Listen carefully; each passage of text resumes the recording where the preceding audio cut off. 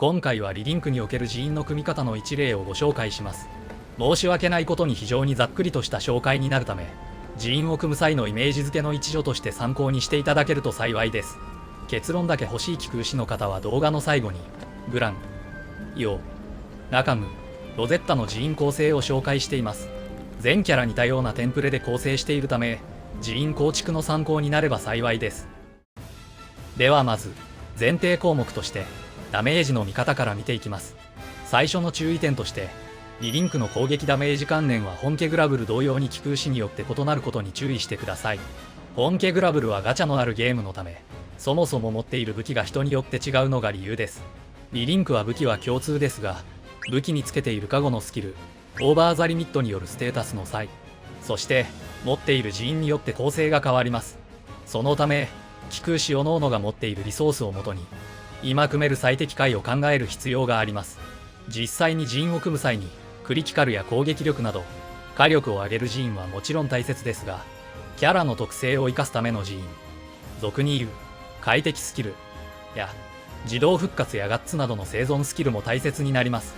このあたりの割り振りが個性の出るところなので、自分の好みの構成を吟味していきましょう。はじめに、ダメージの見方から見ていきます。グランに、旅立ちの剣、お装備させ、寺院をつけていない状態です。この状態で特訓を殴ります。動画のように、この手のゲームは数字に揺らぎを持たせるために、ランダムの計算式が組み込まれていることが多いです。正確な計算式は開発の人か、解析をかけないとわからないのですが、本家グラブルやモンスターハンターなどでも揺らぎの数値は存在します。動画のように毎回ダメージが違うのが確認できると思います。また、ダメージの横にびっくりマークがついたときは、クリティカル発生の数値になります。クリティカルの有無にかかわらず、揺らぎは最終的な計算に適用されるので、上限に届いていない限りは数値は揺らぎます。では次に、攻撃力をガン盛りしたパターンを見てみましょう。各種の様々な攻撃力アップの寺院をぶっ込みました。実際はこんな寺院の組み方はしないのでご注意ください。攻撃力をもりもりに上げた場合、クリティカルが出ようと出まいと数値が一定であることが確認できると思います。そう。リリンクは本家グラブルとは違いダメージ上限、つまりダメージキャップが存在します。攻撃力をどれだけ上げたとしても、この上限に引っかかるとそれ以上のダメージは出ません。なので、ダメージを上げるために、ダメージ上限の寺院や武器へのカゴでダメージ上限をつける必要があります。また、このダメージ上限はキャラクターの持っている技によっても変わります。グランの三角攻撃であるパワーレイズでは、上限に届いている時とそうでない時が確認できると思います。動画の場合は、クリティカルが出ている時は上限に届き、クリティカルが出ていない時は届いていない形になります。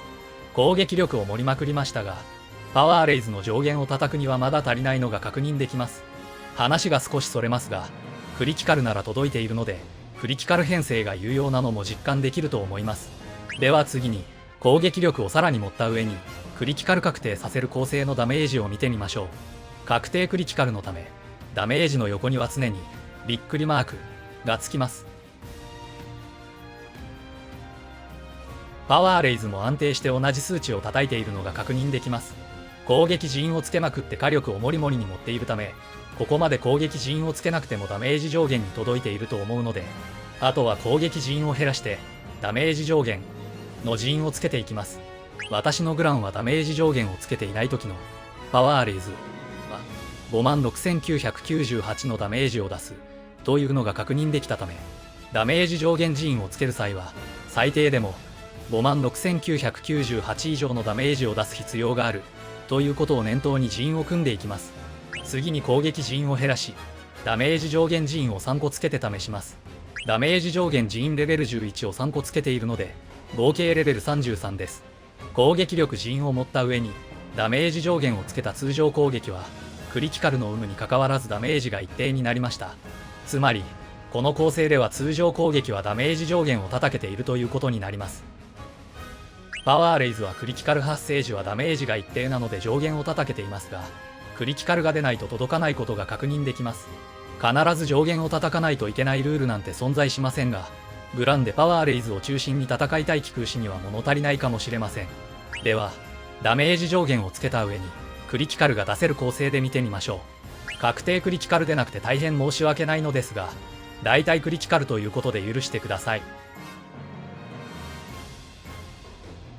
通常攻撃は変わらず上限を叩いています。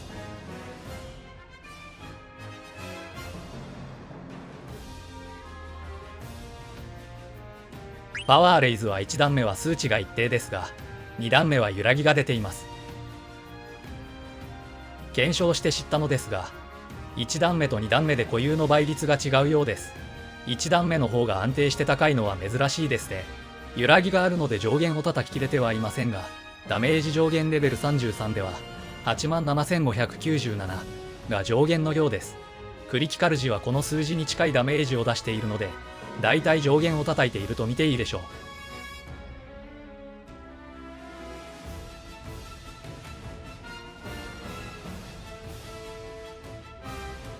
次に、実際に私が使っている構成に近い人員の組み方で見てみます。大体クリティカルの構成に、渾身、クリティカルダメージ、暴君といった攻撃スキルを積んでいます。グランの覚醒武器であるエオスブレードは強化済みなので、人員強化のスキルが出ています。空きスロット3つは攻撃スキルの鉄板である追撃、人員を入れる予定ですが、検証の際はダメージの表示が邪魔になるので省きます。これから検証する数値は、実際の戦闘では追撃によって2割増しになっていると考えてください。また、グランの固有人員であるブレイブオーラは、クラスレベルに応じてレッドバフがかかります。クラスレベルの違いによって攻撃力に差が出るため、専用人員を積んで検証する際はご注意ください。この構成ではクリティカルが出ていない通常攻撃は上限を叩けていませんが、クリティカル時はダメージが一定になりました。人員の強化や限界突破でクリティカル率を上げられれば、安定して上限を叩き続けることができそうです。反面、パワーレイズはかなり揺らぎが発生しています。クラス4でバフがかかった上でこの揺らぎなので、安定して上限を叩けている構成ではないのが確認できます。クラス1の場合はもっと顕著で、1段目も2段目も揺らぎが出ています。上限を安定して叩きたい場合の解決策は、攻撃アップのついたプラス人員を増やすなどがありますが、グランの場合は手っ取り早い方法で、バフ、デバフを使うことで解決します。グラブル本家のように、アーマーブレイクとミゼラブルミストで防御でバフをかければ、ダメージが大きく上がることが確認できます。でバフでなくても、レイジで攻撃バフをかけたり、味方からのバフでもダメージは上がります。また、グランの場合はデバフプラス固有人員の効果でダメージが上がっていきます。参戦するキャラによって変わってくるため、特訓のダメージが全てではないのも申し上げておきます。また、実際には、追撃、人員の効果でダメージが追加されるので、上限を叩いてなくても構成が適正である可能性もあります。そして、ダメージを下げてでも生存スキルや快適スキルを積んだ方がスムーズに戦闘できることもあり得るので、自身の技量と相談して装備を組みましょう。では、最後に現状の最強武器である究極武器、七聖剣に持ち替えてみます。先ほどと同じように空いている枠は追撃人員枠なので、実際には2割増しだと考えてください。人員の構成は先ほどと同様ですが、七聖剣自体の攻撃力やスキルが強いため、ダメージは大きく上がります。武器の素の火力が高いことで、快適スキルや生存スキルを積みやすくなるため、究極武器は頑張って取得していきましょう。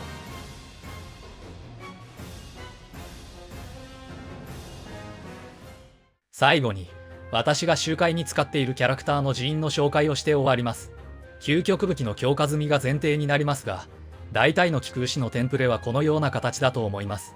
基本的には有利属性変換で1枠、ダメージ上限プラスで4枠、追撃で3枠、固有スキルで1枠または2枠がテンプレです。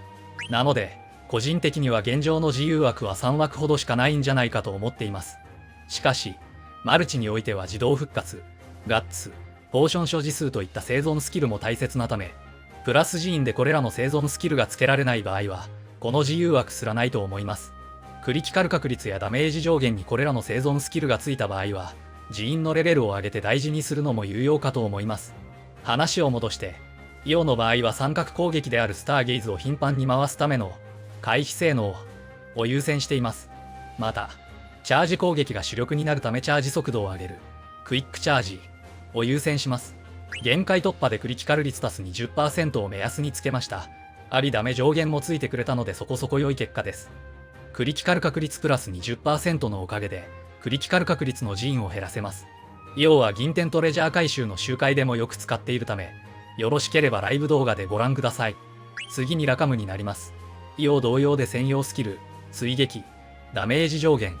有利属性変換は同じです。遠距離系の攻撃人である集中砲火のついたクリティカル確率で火力を確保し、三角攻撃のブルスナイプのチャージ速度向上のためにクイックチャージを2枠積んでいます。人によってはブルスナイプを使わない構成があるようですが、ラカムの攻撃手段の中ではスタン値が高めのためおすすめの攻撃です。そして射撃によって相手の大技中にも攻撃を当てられ続けるため、奥義ゲージの回収が他のキャラより効率が良いです。個人的にはどこかで紅葉をしっかり組み込んで奥義ゲージ回収率を上げたいと考えています。ラカムは手数キャラなのでかなり早い段階で上限に届きやすいです。攻撃スキルを過剰に積み込みすぎないように注意しましょう。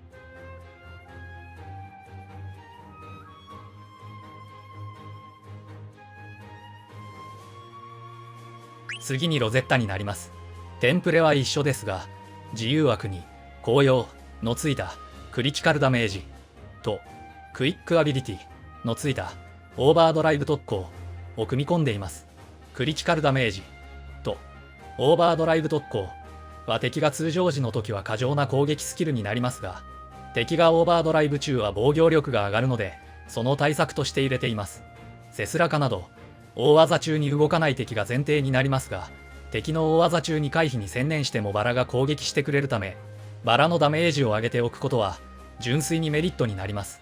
中距離キャラなので近接キャラより殴れる機会も多いため、紅葉と相性が良く、クイックアビリティで攻撃アビであるスパイラルローズを多く回すことを目的にしています。基本的にロゼッタはバッファー兼アタッカーとして運用しているため、私の構成は攻撃スキルが多めの構成ですが、ロゼッタのバラはダウンをすると枯れてしまうため、回避性能などで生存力を上げても面白いと思います。最後にグランの構成を紹介します。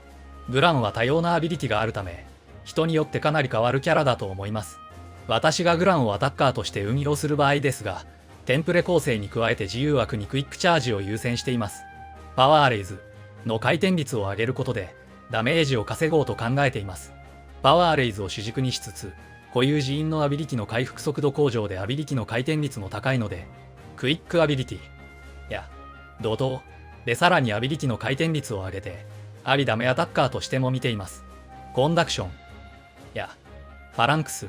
でバッファーとして運用する場合もありますが、その場合でも一枠はクイックチャージを優先します。グランもラカム同様に手数で押すキャラなので、手数を増やすスキルを軸に考えていくと楽になると思います。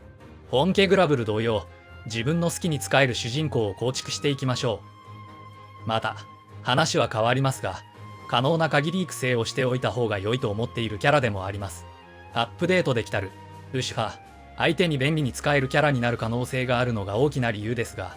リリンクのマルチクエストは、メインストーリーで一度経験させてから解放するという流れを組んでいるため、ルシファーをマルチで回す前にソロで倒す必要がある可能性があります。メインストーリーと同じなら、強制的にグランを使う必要があるので、育成していないとルシファーが倒せない可能性があります。なので、究極武器の強化は後回しにするとしても、不足なく戦えるように人員関係は揃えておいた方が無難かもしれません。来たるルシファーに備えて、できることは準備しておきましょう。今回は人員の組み方の一例についてでした。本家グラブルと違って各キャラの上限値が大きく違うため、ダメージ計算は大変なところがありますが、ダメージの模索はゲーマーとしてのやり込みポイントにもなるため、特訓を使ってぜひ色々と検証してみてください。また、100万本を売り上げたほど人気の出たリリンクは、検証動画やおすすめ構成動画も数多くあります。一つのキャラに絞って入念に検証した素晴らしい動画も多いため、ぜひ、時間を見つけて見回ってみてください。では、今回はここまで。最後までご視聴ありがとうございました。